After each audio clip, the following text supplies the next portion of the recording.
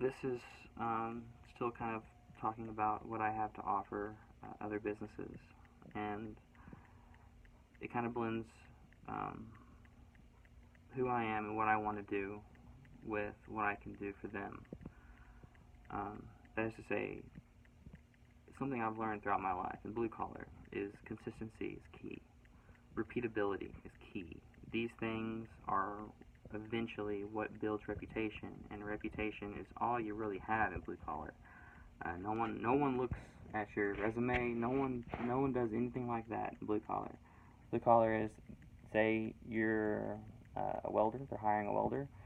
They go out there and they give you something to weld together, and either you can do it or you can't do it. Um, you can show them a resume all day long, but they're still gonna test you. And if you can't do it, then you're not gonna get that job. So what you learn is the quality of your work is sort of your it's how you sign your name to it. It's an intricate part of what we're talking about here is workmanship. So workmanship is an intricate part of blue collar um, life.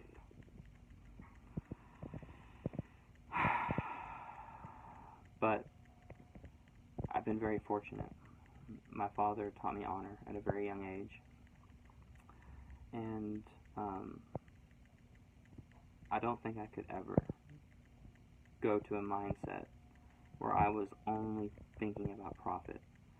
Where I didn't mind cutting corners, because I work for these people now in this geo construction company. They cut corners constantly. They turned it into an art, and that's because typically whenever you bid on a project, you have three kinds of companies. You have the company that guarantees their work, and they have good reputation, and they're also the most expensive. And then you have the guy in the middle, and then you have the guy on the bottom. And the guy on the bottom, he lowballs, and he doesn't have quite the reputation, but typically we're talking about saving $30-40 million.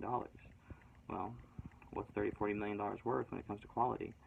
And that's sort of the debate that has to be done by the customer. Well, that's not a good way of doing business, and that's not how I was taught to do business. Your bond, or your word, is your bond. And whenever I say I'm going to do a job, I'm going to give you exactly what it is you expect to receive.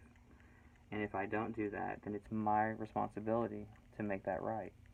Whether it is to offset the cost, or perhaps maybe outsource the job to another person at my own expense, which isn't good business practice. But if you're good at what you do, it's not something that you really have to worry about. And that's not true. I guess worry isn't the right word there. It's not something that should come into play very often. So if it does come into play, and you have to buy your way out of the problem, buy a solution for the problem, which obviously puts you in the negative for whatever the deal was.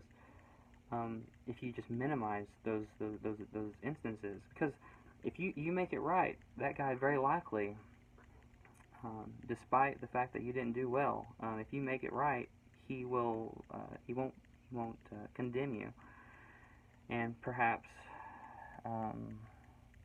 that's something that'll be useful in a business that has to develop a reputation. Honor and respect. These guys are out there. They're doing the same thing we're trying to do, which is just find a deal and make a profit. And you have to respect that. And if you've done something where they don't, where they can't use it, they can't get their money out of it, then that might have been his mistake, but it's your obligation to fix. So, and typically you can develop relationships with these other companies by doing this. It's my intention to create a product that's tailor-made for these individuals. And if I'm not stepping up my game enough to tailor-make something that's useful to them, then we can talk about this. I mean, I can give it to you. I know it isn't what you wanted, but I'll give it to you. Not refund your money or whatever it takes. but let's talk about this.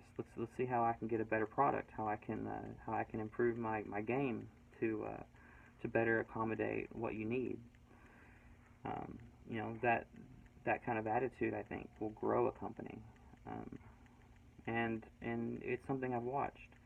You know, I've worked on the bottom, the very bottom tier of every organization I've ever been a part of, and that's where the rubber meets the road, and that's where you really see the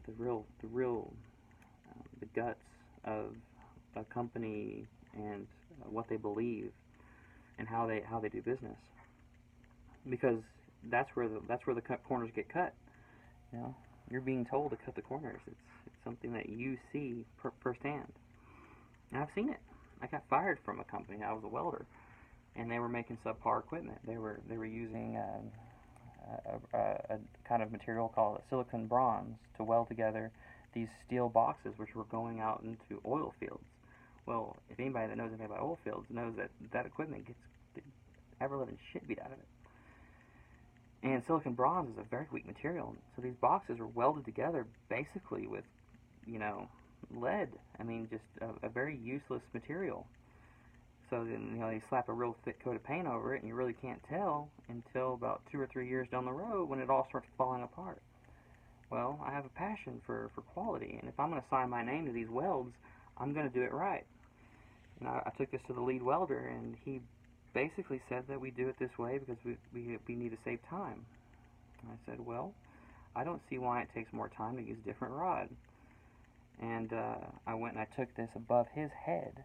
I took it to the foreman, and I welded, there was one of these boxes. I welded it together the way I would weld it together, and I welded it together with silicon bronze, how everybody else told me to weld it together. And I took a hammer and I beat the crap out of them. And surely enough, silicon bronze gave up. And steel is really strong, you know. Solid steel is something that's just really strong. So I made that point, and I got fired. It was about a month later. It took him a while to figure out how he was going to fire me, but he absolutely fired me. The lead welder fired me. And then I went into the boss's office, and they told me why I was getting fired, and it had nothing to do with anything at all. It was a fabrication.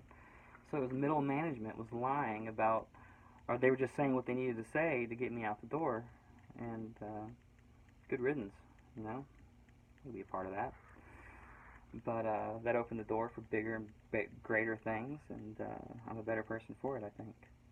But that's my thoughts on that. Thanks for listening.